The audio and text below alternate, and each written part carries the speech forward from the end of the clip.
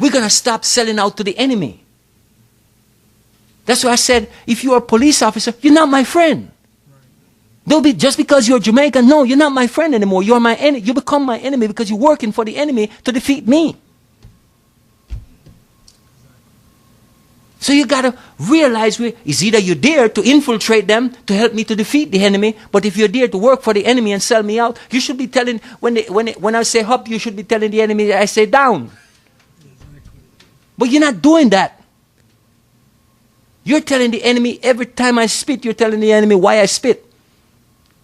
We're not seeing from those aspects that is our own people that keep us in the place where we are. And this thing called white supremacy, they recruit your people without your people realizing. They think I'm getting in this privileged position. You are an idiot. Identifying. Let's go. You are about to experience the uncensored conversations, stimulating wit, and the thought-provoking wisdom. Bold, raw, and uncut. Right now, on the Lance Scurv Show. Cuba have some of the best engineers, some of the best doctors, some of the best dentists. So whatever you want to call it. I mean, this man teaches people to be so self-sufficient. Even these ones that run away and come to America, ask them where they get their education. They get it from Castro, because Cuba is the most literate country in the Western Hemisphere. Most Cubans, you could say 98% of Cubans can read and write. Look, you in America, the land of the free and the brave, and the land of opportunity, and you got more literate people right here in America than a lot of places on the planet. So what does that say? My thing is this, people will say this and that about Castro, but I said, if Castro did not have his people's best interest at heart, why would he, if somebody want to keep you down, why, if I want to keep you down, I teach you to read and write? Why? Why would I want to be literate? If you want to keep people down, you keep them illiterate. You see what I'm saying? I tell people how this thing works.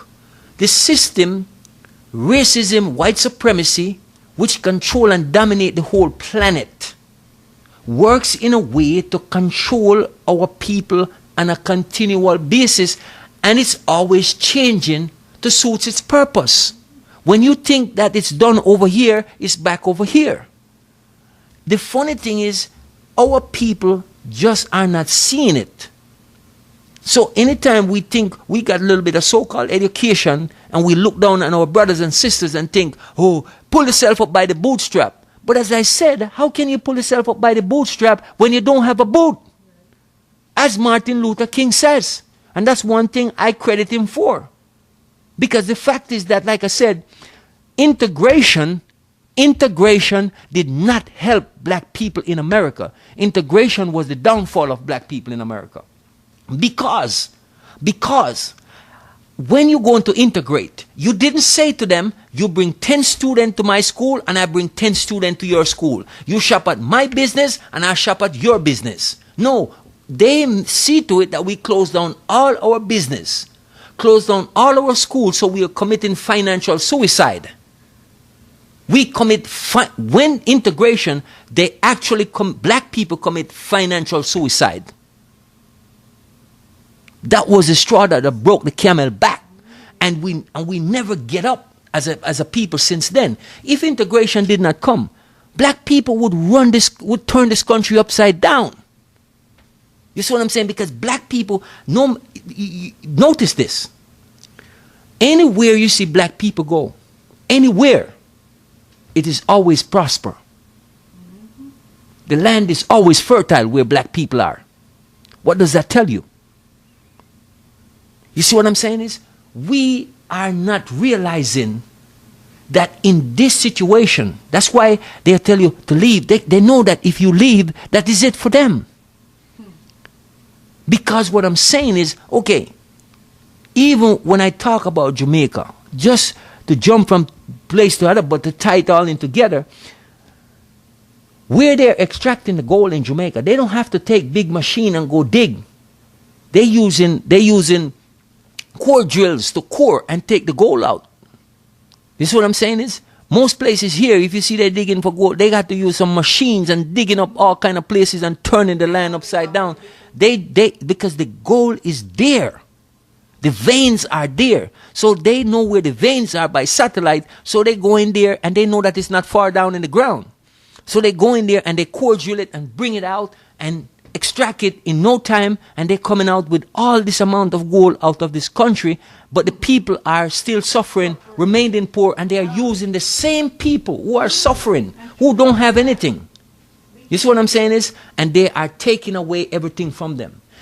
Reason why I'm saying that, it just goes to show that whether we live in America, whether we live in Jamaica as black people, whether we live in Cuba, whether we live in Venezuela, whether we live in Haiti, whether we live in Africa, wherever black people live, is the same thing that is happening to us. So that even gives us more reason to come together. Because we realize the oppressor is never going to remove this boot off our neck.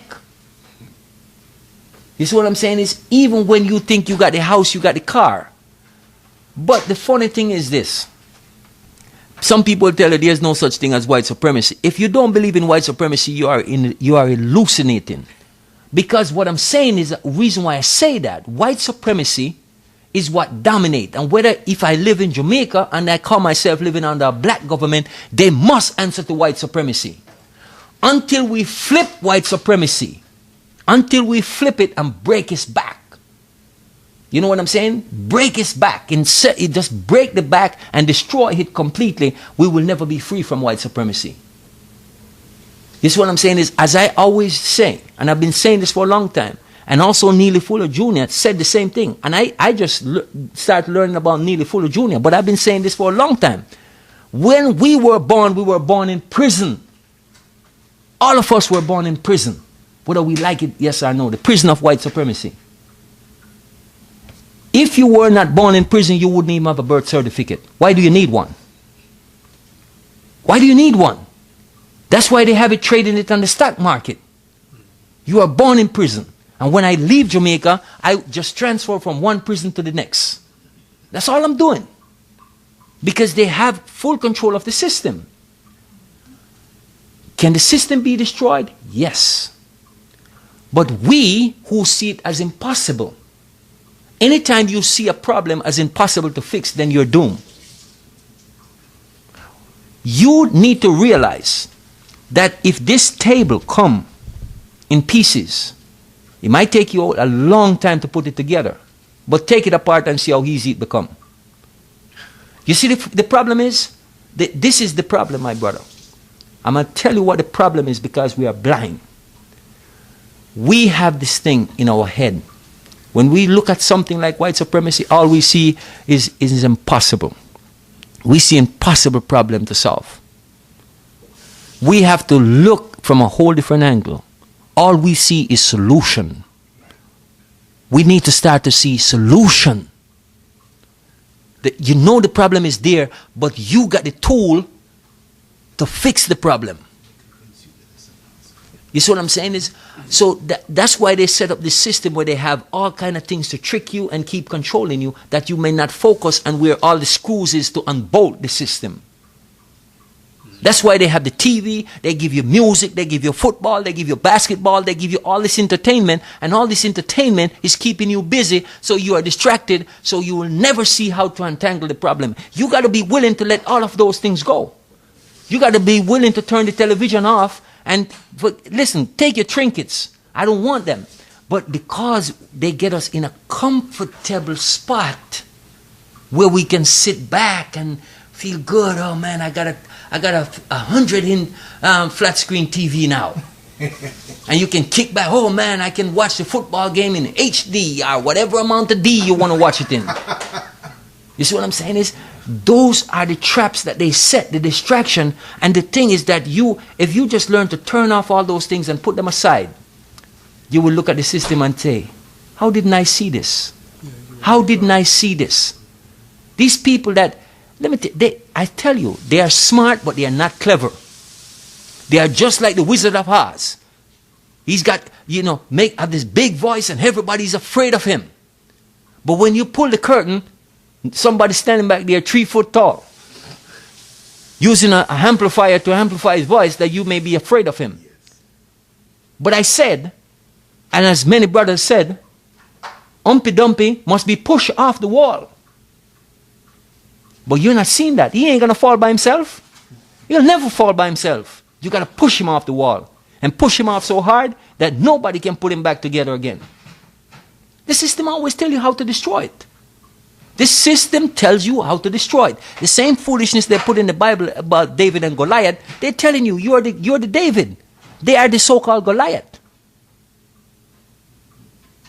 Come to him from here. But because they know they chain you down up here, they know that will never happen. How can, look here, they're telling you, you have this big army over here, all grown men, and you got that other army over there with one giant. And one little boy step up and say, look, I'll go and fight him. I'll go and fight him because I know I can defeat him. That's the attitude. That's talk about dismissing fear. Dispel fear from yourself. That's how you defeat the giant. By dispelling fear. That's the first thing you must do, is dispel fear. There is no fear unless you make it. They put fear in you. You didn't born with fear. If you were born with fear, why would a baby go and touch a hot stove? Because that baby was born with no fear in it. Until they make you teach that baby fear. That's what happened to us as a people. They get us in this place and teach us fear because our own parents teach it to us. Because they didn't know that what they were doing. You see, then you fear all these things. Then the next thing they teach you, fear God. Fear Jesus. You see what I'm saying is? So you don't want to do nothing now. You don't want to do nothing to displease this God. You don't want to, oh man, I don't want to sin because I'm going to die. This God going to kill me. And we don't find that strange. You see what I'm saying? We got to dispel all those things. We got to remove those things that we can help each other, help our people. And that's why I said we must reach down for those that are on the bottom. Stop looking down on them. Stop looking down and stop criticizing them. Wake up and see what's going on. That is what the system wants you to do. The system give you a few trinkets because they already know your position. Oh, he's born in a good home. He's got a mother. He's got a father. Oh, yeah, we can kind of, keep him in this place here. That's why when you go to school, they're always giving you tests. They're testing you to see where to place you. You think it's a good thing. Oh, man, I'm the brightest one in the class. No, you're an idiot. Because what they're doing to you, they're controlling you. They are the one that is determining how far you can go and where you can't go. But you're not seeing that because you're so caught up in the bullshit to think that, oh yeah, man, I'm an A student. I'm guaranteed to go into university. That's your thinking because they get you to think, which is another con game that they're playing on you. And so you give them your money willingly. You become an automatic slave by giving them your money willingly. Oh man, I got my bachelor's, my master's, my this, my that. And you don't realize how much money you're paying for that. These people are collecting thousands, hundreds of thousands off you. Okay? For those degrees that you so-called getting, and you're still bogged down with bills that you can never pay off, and even your children have to be taking them up and paying them. And you think you reach somewhere. You're drowning. You're drowning and you're not realizing you're drowning because you have these trinkets. Oh, I got a Benz. Oh, I got this. How much you paying every month for it? Don't pay it and see what happened to you. Oh, I got a 2-story house. Don't pay the mortgage and see what happened to you. You see what I'm saying is? You're drowning in them. Some doctors have to be working 2 jobs. He's working on a doctor's office and he's working the hospital. He's working here and he's working there. And you think that is something, that you have accomplished something. But that's the twist that the system put on you because every day they have you under a spell. And you don't even realize because you can't dispel the spell unless you know it. You cannot dispel a spell unless you know it. You see what I'm saying is? Because this is way they set the system. It's a system of control. And every time they realize that a certain amount of people is going to break the spell and dismantle the system, they switch it around on you. It's a con game. The 3-card man is always moving the cans. And because your eye are not focused on his hands, he's always tricking you. Because he set up distraction. He's got one guy over here, one guy over here, and one guy over there. Oh man, you can win, man. Come on, man. Just, come on, man. We want to see you win. But you didn't know that he placed those people there. You see what I'm saying? Just like when we talk in code. You are, let's say you are Jamaican. He's from Trinidad. You have codes as black people that you're talking. Most white people will never understand what you're saying. So what he does, he hire a Trinidadian, he hire a Jamaican who totally understand the lingo. And he think that he's in this good position, but he don't realize that he's working for the enemy, that he's trying to destroy his people. You see what I'm saying? You see how the system works? That's why they always 10 steps ahead of you, because they're using your own people to destroy you. And your own people that is destroying you, a lot of them, they know, and some of them, most of them don't know, but a lot of them do know. Those are the ones that sell their soul. Those are your congressmen, your senators, those are your actors and your actresses, all those people. They already know. But the ones that talk in themselves, like, oh, they're the professors, they're the college this, they're the whatever, they don't know nothing. They're just a bunch of pawns in the game of chess. That's what the system is all about. The controller. The controller. And you sitting there and thinking, your own people is the ones that keep you in subjugation. Because they give them a boot and they give them some strap to tie them up.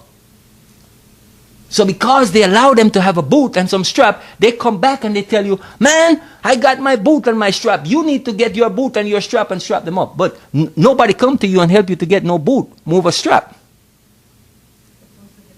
You see what I'm saying? But that's what our own people are doing. Our own people are the one that is selling us out. Knowingly and unknowingly. Because when the CIA come to recruit some Jamaican, the Jamaican didn't ask himself, why the hell do the CIA want to recruit me, a Jamaican? You see what I'm saying? Are the FBI? Are the police? Why do they want to recruit you? Because they want to infiltrate your people. That's their purpose.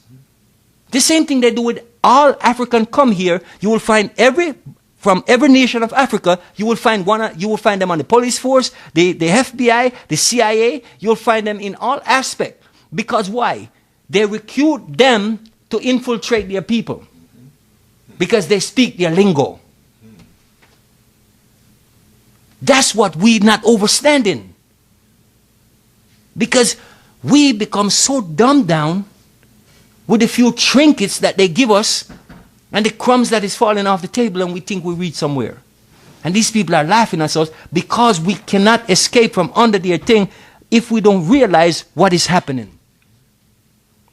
That your own people are the ones that they use to keep you where you're at. And we look up to them and think, oh man, there's this guy here, Jamaican. Oh man, he become the highest ranking guy in the military. Powell, give me a break. You think they're just doing that for doing its sake? They give us these feel-good things because they know we like to feel good. You see what I'm saying? Just like you were saying earlier. Why does a lot of black people, as Joseph mentioned, why does a lot of black people, okay, why do they go out and buy car with rims? It's because to make them feel good. So they know that we are suffering. And so when we buy these little trinkets, it makes us feel better. When you see one of our black American sisters go out and buy a new dress, get a hairdo or whatever, she make her feel good because every day she's suffering. So it give her something, but me and you, all we do is criticize. Instead of we look at and see it from where they're coming from. That this is the only relief that they have. You see what I'm saying is? That is the only relief that they have. But we take it and we tear them down. When we once we start citing it from their aspect and what they're suffering from, then we're going to change the dynamics. Because we're going to help to raise them up now. We're going to stop selling out to the enemy. That's why I said, if you're a police officer, you're not my friend. Don't be just because you're Jamaican. No, you're not my friend anymore. You're my enemy. You become my enemy because you're working for the enemy to defeat me. So you got to realize it's either you're there to infiltrate them to help me to defeat the enemy, but if you're there to work for the enemy and sell me out, you should be telling, when I say up, you should be telling the enemy I say down. But you're not doing that. You're telling the enemy every time I spit, you're telling the enemy why I spit. We're not seeing from those aspects that is our own people that keep us in the place where we are. And this thing called white supremacy, they recruit your people without your people realizing. They think I'm getting in this privileged position. You are an idiot. You have lost your mind. You are helping them to keep your people in the place that they are in an enslavement position. And you think, oh, if I do it, you can do it. You was chosen. Because they know you. How can you born in their prison and they don't know you? How can you? From the day your mother take you and register you with that birth certificate, they know you. You might feel like they don't, but they do. Okay? So they know exactly how to place you and where to place you. They know who is a rebel and who is not. They've been watching you your entire life. You're not aware of it because you just, oh man, life is good. I got all these things and my mother, my father, they always been working. They're working in the prison. They're working in the prison. They are in prison physically, not held by chains or anything, but you are in a prison, in a planet, you are in prison. They tell you when you must go and register your child. That is not your decision. What about up in New York, where they're telling them the kids don't get the immunization shots because of the forcing?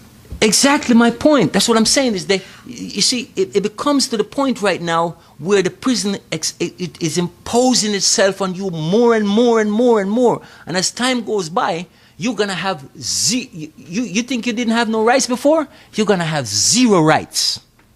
And you are almost at that place right now. Most people, when they start to push back, when people start to demonstrate in America and they start to send out the police in riot gears, most people think, oh, we live in the land of the free and the brave. You're an idiot. Free for who? Free for who? That's the reality. You are not free. It's an hallucination. You must come into the place where you realize what is going on. It is only free for white people. It is only free for white people. Okay? Everybody else who come on the side of white supremacy is all buffer. Whether they're Indian, they're Chinese, they call themselves Hispanic or whatever they want to call themselves, they are buffer for white supremacy. That's all it is. Okay? They give you a little bit more trinket and the police won't beat you so often. I won't beat you because you have a nation behind you and they know that. That's the difference. We as a people must learn. Stop thinking. Stop selling out your people. Just like the pastors in the church selling out their people. They are part of those who sell you out willingly. You see what I'm saying is? All your politicians, that's what I'm saying is, all of them, they sell you out willingly. All of them. Don't tell me about every politician sell out black people. That is a black person that is a politician already sell you out.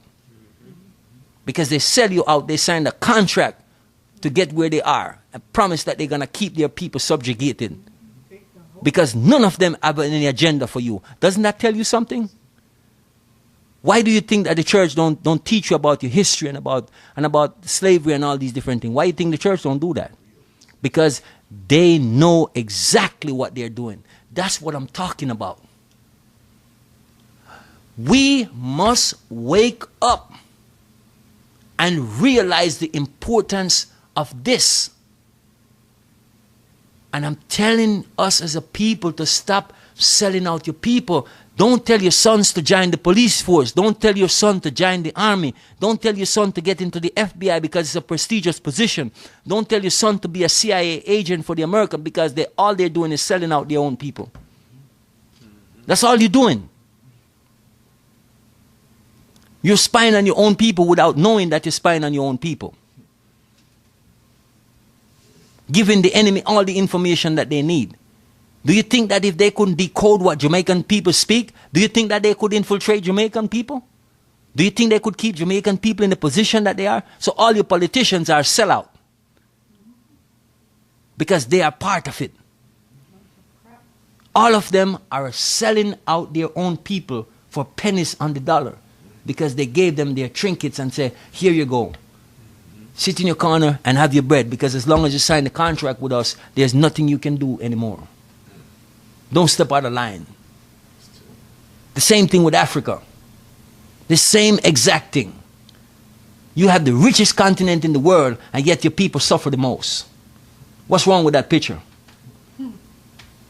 Your own government sell you out. Those who rule over you sell you out. And they know that they sell you out. You see what I'm saying? And they will kill you if you go against the system that they sell you out to. That's correct. That's the reality.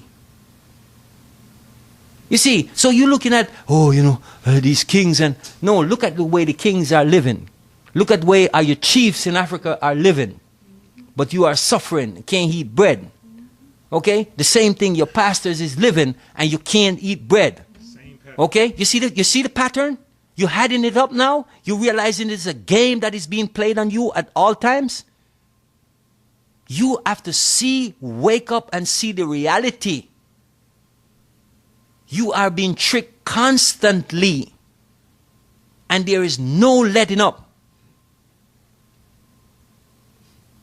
The only time you're going to see that is when you wake up spiritually. Okay? When people say, I'm in the conscious community, these days I tell people, I'm not in the conscious community. Because consciousness means that you have knowledge. You know. Spiritual awakening is a whole different level. When you are spiritually awake, you're never going to take advantage of your people. You're never going to sell out your people. That's a spiritual awakening. Because you're on a higher level of consciousness at this point. You see the plight of your people, and all your whole being is going to aim at liberating your people. Not about filling your own pocket or lining your own pocket because you become a greedy white supremacist in black skin.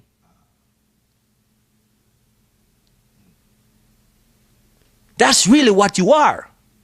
Is a greedy white supremacist in black skin. You have knowledge, meaning you are conscious. But are you spiritually awake and aware? That's the difference. You will never take advantage of your people when you are spiritually awake. So you must define who you are. You see, so when people ask me, I'm in the conscious community, No, I'm not. I am in a spiritually awareness. I have come to spiritual consciousness. And I see the plight of my people, and I will never take advantage of them. Because the reality is, I need to help them to come out of the hole that you have helped to put them in. You see, so giving knowledge is good. But coming to this place where you realize the fullness of the situation, that's the bottom line. That's what we must do, is to make sure that our people are in the forefront. We put them, we are ready to go in the front of the battle, not stand behind them and say, oh, go out there and fight, you know, I'm back here, I'll back you up. No, you must lead the charge. Lead the charge for your people. If you are spiritually awake, you're going to lead the charge. You're not going to ask nobody to go in front. You're going to be there. You say, brother, I'm in the front. Just stand behind me and I'm going to defend you. That's a spiritual, conscious, and awakened person. That's a person who is not going to take advantage of his community. Neither male nor female, neither child or anyone in your community, you will not do that to them. So people can talk. You see what I'm saying is? But when you reach to that place, then it's a whole different place. Then you will back it up by your action. You see what I'm saying is? Every time, if you got a thing where you're going to go and do a lecture, you're telling brothers and sisters how much money they got to pay to come into your lecture. Most of them can't even afford it. The ones that really need to be there cannot afford it. What are you doing for those ones? What are you doing for them? You see what I'm saying is? Are you going out in the street to give them the information for free? Are you taking the money that you're making to give to those ones that can't pay for it? Don't have it to pay for it? You see, sometimes we pressure on people, oh yeah, you know, they got it. Not everybody in the black community got it. A lot don't have it. A lot have it, but a lot don't have it. And that's the thing that we are not seeing and we are not speaking about. We like to always beat down those that are already beaten down. You see what I'm saying is? Because you're telling them to do for self. But as I go back and I said, how are you going to tell a person to pick themselves up by the bootstrap when they don't have a boot? Move over the strap. Did you give them a boot? You see what I'm saying is? But somebody give you a boot. Somebody open up some door for you somewhere. You forgot very quickly. My mother used to have a famous saying, it's not the man who shits in the bush remembers it, but it's the man who steps in the shit remembers it. Because even though you clean your shoes, you will always smell in that shit on your shoes. So all of those that reach in their particular position, they forget that somebody opened doors for them. Are they willing to open a door for you? You see what I'm saying? They don't talk about that part, that somebody was there opening a door for them. Even though they make it like when they came out of their mother's womb, they start walking, running, eating, working, and doing everything else. And forget about even the mother that was cleaning their behind for how many years. And making sure they stay straight. You see what I'm saying is? It's very easy to forget, my brother. Brothers and sisters, we need to be conscious, cognizant of our brothers and sisters that are down there on the bottom. Because like I said, in this world, in this society, the people who should we look to is the people that are cleaning the toilet. Because if they don't clean the toilet, you will never go in there. We look to these so-called doctors and lawyers as these heroes and these role models that we should look to, and basketball players. But if someone wasn't cleaning their filth, the whole world would be stink. So the people who are cleaning the filth is the one that we should be holding up as heroes. You see what I'm saying? The guy that is sweeping the street, we should never pass him and look down on him and think, oh Lord, I would never do that job. But if you don't clean the street, where the hell are you going to drive? How are you going to walk? Huh? You look down on him because he's a gardener that is cleaning up your yard to make it look good. But that's the one you look down on, and that's the one you're willing to pay next to nothing because his job doesn't worth anything. That's how this thing called white supremacy get us to think. You see what I'm saying is? That's how they get us to think. Everything is backwards. That's why I said you must become a salmon and swim upstream, swim against the current. Go against everything that they tell you. That's what you have to do. Because these are truly devils. Deceivers.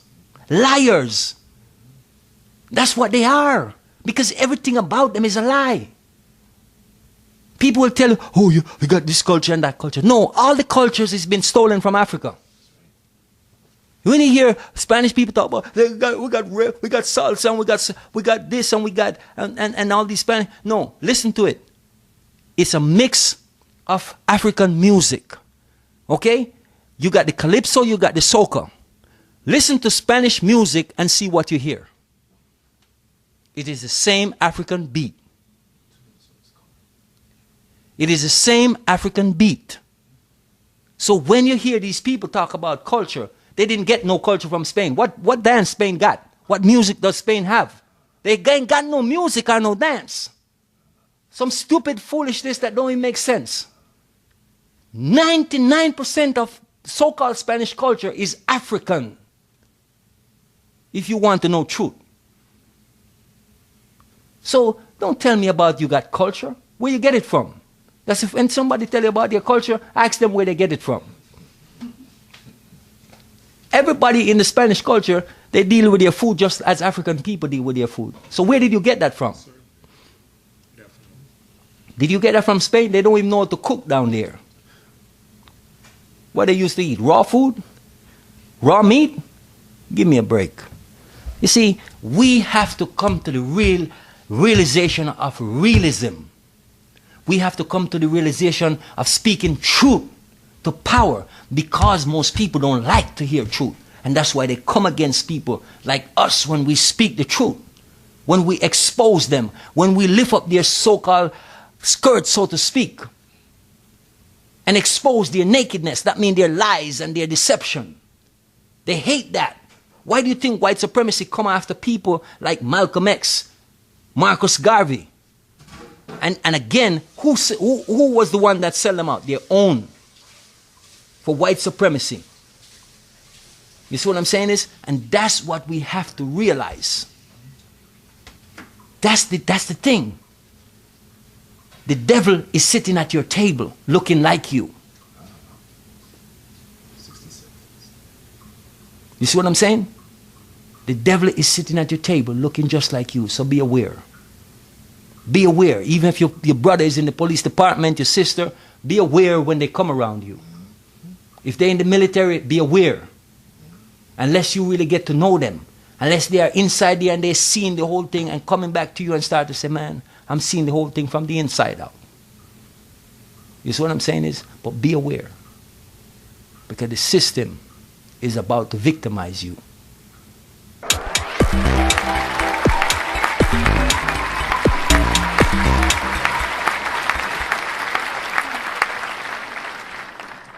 Make sure to check out the boldest blog at lancescurv.com and follow Scurv on Twitter, Facebook, and YouTube under Lance Scurv.